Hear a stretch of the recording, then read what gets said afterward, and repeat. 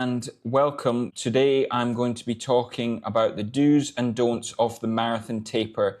So what it is, why it works, and how to do it right.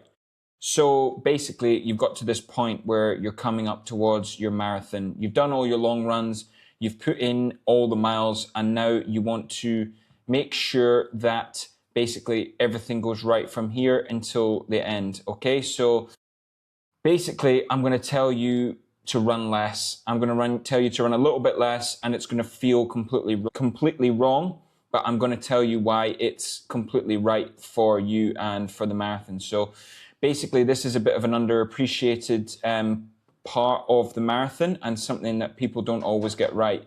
So basically I want to try and make sure that we're nailing this. Okay, so what's happening in the final few weeks and what's right for you depending on where your level is. So what it is, so basically taper is a structured reduction in the training volume in the weeks before your race. I'm not talking about going from massive volume to absolute zero. I'm talking about a bit of a gradual and structural approach, basically so you can let your body repair and consolidate all the fitness that you've built to make sure that on race day you've got the best chance to go into it fully charged. The standard taper can be anywhere between 7 days to 3 weeks, depending on what your level is. Basically, you're looking at a gradual drop. Normally, we say around 2 weeks out, around 50% drop in volume, or sorry, 75% of your total volume, and then probably another 50% of that coming up to the week before. However, from case to case basis, it might differ depending if you're being coached, depending if you're being guided in a different direction, and depending on your past history with the marathon. So what you're doing is you're looking to protect those key sessions and all the runs that you did, and making sure that when you go into the race, you're feeling super fresh. So basically, let's talk a little bit about the science and about the reason why we do it. Obviously, give you the purpose of why this is actually done. So a key point is muscle glycogen, which is basically the sugars that are stored in your liver and also in your muscles, can take up to 2 weeks to be fully replenished. So we want to make sure in that final 2 weeks, we're not depleting the stores by putting in any extra sessions.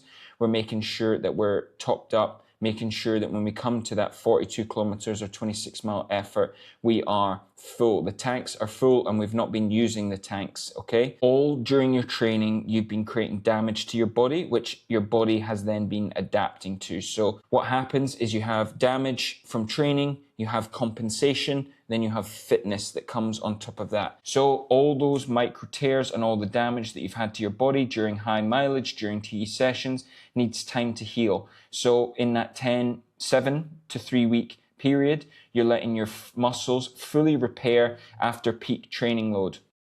So you basically don't want to race too soon after your biggest week. You want to give your body that 7 days to 10 days to allow it to have a chance to fully recover. Now, this is a bit more scientific, but you want to get your red blood cell count back up, making sure that you are fully replenished, fully ready to run the race. So there's obviously lots of different studies and lots of different data points, but some of them have shown an increase in 5% of red blood cells after a 2-week taper, which is obviously going to translate to 5% more oxygen carrying capacity when it comes to the race. So what does it say in the studies about actual practicalities of using it, and what does it mean, and what does that actually translate to in people that I've coached, across the marathon? So we're looking at between 2 and 3% faster for those who were tapered rather than those who weren't tapered. So basically, that is going to be a fairly significant difference. Now, obviously, especially if you are a slightly slower runner, 2 to 3% of a slightly slower time is obviously going to translate to such a bigger time over the grand scheme of things. Obviously, in a 2-hour marathoner, that's going to be a lot less. However, if someone who's going to be running, say, 5.5, 6.5 hours, that's obviously going to be a lot more. The final thing is your sort of neuromuscular system also fatigued from months and months of training. Most people will be in between, say, 10 and 18-week block of marathon training. So this allows that part. And it also allows a bit of freshness of your brain going in. You know what it's like if you have tough sessions back to back to back. It means that your brain has a chance to switch off, recover, and get ready. So something that people don't really talk about is obviously taper by running levels. So this should obviously reflect your training load, what you've been doing, your base and goals. So normally, basically, the fitter you are, the less amount of time normally that you need to take to taper. So when we talk about the taper, we talk about swapping fitness for freshness. And people who are at the higher end of the times, someone who's under the sort of 3-hour marathon time, you can be looking at, say, 7 to 10 days for the taper. And it means that your volume will mainly drop, but you'll keep intensity. Or someone that is perhaps maybe a bit less advanced, 3 hours 30, 3 hours 40, 4 hours, and beyond. Basically, that trade of freshness versus fitness, we're going to want to make sure that we're going in with more freshness than fitness.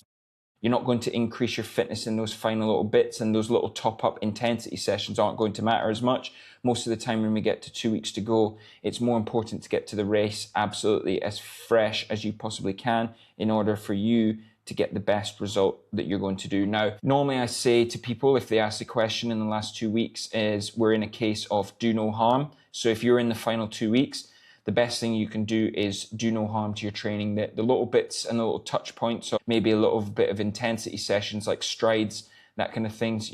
Basically, if you're in any doubt whether you're going to be able to run the race with absolute freshness, those things get skipped. And that's what I will say, is you don't need to add those things in if you're not feeling great. That being said, if you are feeling a bit sluggish, these things can really add a bit of pop and a bit of freshness to your legs. 20-second strides near race pace.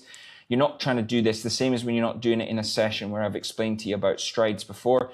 You're not trying to get fitness from these. It's more about a sort of give yourself a little bit of pop in your legs, get a little bit of feel of that run fast. Basically, you want to keep your easy run super easy. Most of the time, you've been given pace zones to run. Now, this is not the time where you chase the pace and do grey zone mileage. You need to be keeping these easy runs super easy, making sure that you're not taking away from those glycogen stores that you've been topping up the last couple of weeks before the run. You want to make sure to take it nice and chilled, and if in doubt, slow down as always. So make sure that you're nailing your sleep. Easier said than done in some conditions here, but try and make sure that you're resting as much as you can. Short naps can add in during the day. And obviously reduce alcohol consumption can help for some people, especially in reducing this stress. I know it feels like sometimes alcohol is something that will reduce your stress, but actually will cause you more fatigue in the long run. So try and reduce that. Carb loading. Do you need to carb load 2 to 3 weeks before? No, you're still going to do your carb load 2 to 3 days before the race. You want to top it up. You're not, trying to go on a bulk before you sort of get to the marathon. So basically, try and keep the carb load. Check out my video on the carb loading if you want to check out how to do that properly, or if you've got any questions about that, then drop me a message and I'm happy to answer it. So final 10 days, you're not going to tune up the fitness any more than it's already been done. You're not trying to cram in any long runs you've missed. If you missed a session 2 weeks before, this is not the time to put it in. This is not the time to go out and try new running shoes, new foods, new supplements you read about. You want to try ones that you've done. Sometimes people can panic, especially in the last week coming up to it. You've reduced your volume.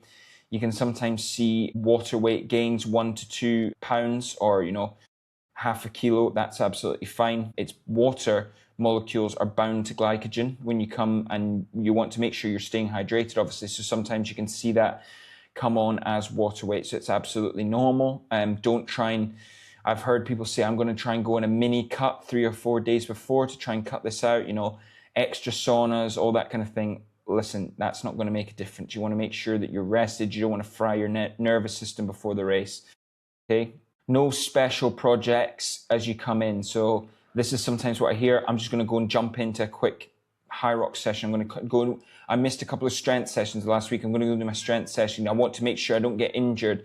So I do these strength sessions. No side projects. This is a time for protecting the legs and making sure that you're feeling absolutely fresh as you can be, okay? It's not the time to try and be High Rocks world champion. That time has been and gone. Now we're focused on our marathon. Something that a lot of people, especially elite people, go across because they're so focused on being elite that they don't sort of cope with the day-to-day stresses and strains of a real life. They're real life people, professionals are people too. But I mean, we are going through lots of things, like we deal with jobs, we deal with pressures, family pressures that maybe are not felt within the professional environment.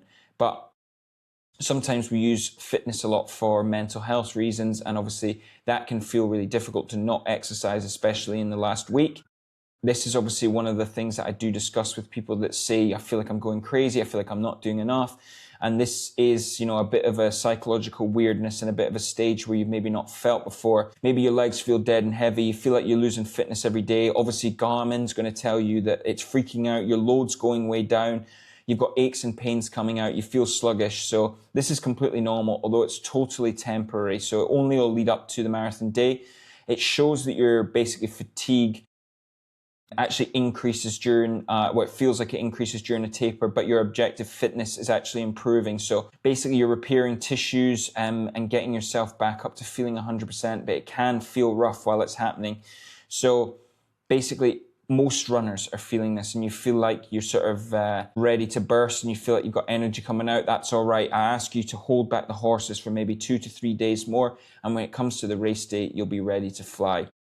Little things like, I know you're staying mostly off your feet, but little things like walks outside, a nice, easy, gentle bike ride that doesn't constitute as a fitness, fitness exercise. But sometimes getting out in the sun can really help, and just being outside. Obviously, staying off your phone and constantly checking social media, that's only going to lead to sort of more paranoia. Have I turned every leaf over? Going to get a million different ads for supplements.